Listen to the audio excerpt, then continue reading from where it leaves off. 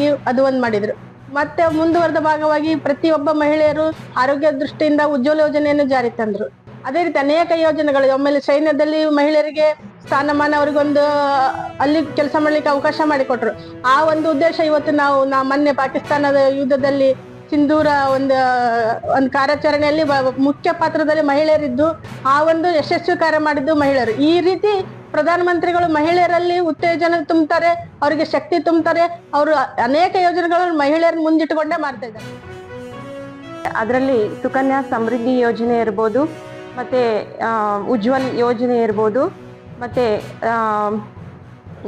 ಶೌಚಾಲಯ ಎಲ್ಲ ಒಂದು ಹಳ್ಳಿಗಳಲ್ಲಿ ಹೋದ್ರೆ ಶೌಚಾಲಯದ ವ್ಯವಸ್ಥೆಯನ್ನು ನೋಡಿದ್ರೆ ತುಂಬ ಖುಷಿ ಆಗುತ್ತೆ.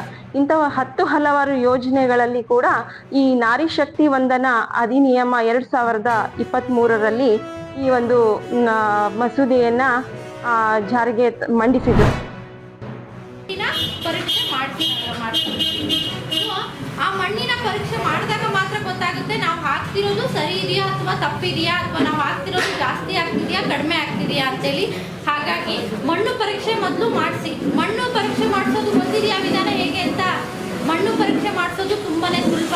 ಅದನ್ನ ಮಾಡ್ಸೋಕ್ಕೆ ಅಂತಲೇ ನಿಮ್ಮ ರೈತ ಸಂಪರ್ಕ ಕೇಂದ್ರದಲ್ಲೂ ಕೂಡ ಮಾಡಿಸ್ಬೋದು, ಇಲ್ಲ ಅಂತಂದರೆ ನಮ್ಮ VC ಫಾರ್ಮಲ್ಲೂ ಕೂಡ ಇದೆ. ಗ್ರಾಮಗಳಲ್ಲಿ ನಾವು ಮುಂಗಾರಿನ ಮುಂಚೆ ರೈತರು ಕೈಗೊಳ್ಳಬೇಕಾದ ಕೃಷಿ ಚಟುವಟಿಕೆಗಳ ಬಗ್ಗೆ ವಿವಿಧ ಗ್ರಾಮಗಳಲ್ಲಿ ಮಾಹಿತಿನ ನೀಡ್ತಾ ಇದ್ದೀವಿ. ಅದೇ ರೀತಿಯಾಗಿ ಇಂದು ಕಾಗೆಹಳ್ಳದ ದೊಡ್ಡಿಯಲ್ಲಿ ಬೀಜೋಪಚಾರದ ಮಾಡುವ ಬಗ್ಗೆ ಹಾಗೂ ಮಣ್ಣಿನ ಮಾದರಿನ ತೆಗೆಯುವ ಬಗ್ಗೆ ಮತ್ತು ಮಣ್ಣಿನ ರಕ್ಷಣೆ ಬಗ್ಗೆ ಮತ್ತು ವಿವಿಧ ಬೆಳೆಯ ಬಗ್ಗೆ ಮಾಹಿತಿನ ಇವತ್ತು ಕೊಡ್ತಾ ಇದ್ದೀವಿ. ಅದೇ ರೀತಿ ಗ್ರಾಮದಲ್ಲಿ ರೇಷ್ಮೆ ಬೆಳೆ ಪ್ರಮುಖವಾಗಿರೋದ್ರಿಂದ ರೇಷ್ಮೆ ಬೆಳೆಯ ಬಗ್ಗೆನೂ ಕೂಡ ನಾವು ಮಾಹಿತಿನ ಜೊತೆಗೆ ಪಶುಸಂಗೋಪನೆಯ ಬಗ್ಗೆನೂ ಕೂಡ ಇಂದು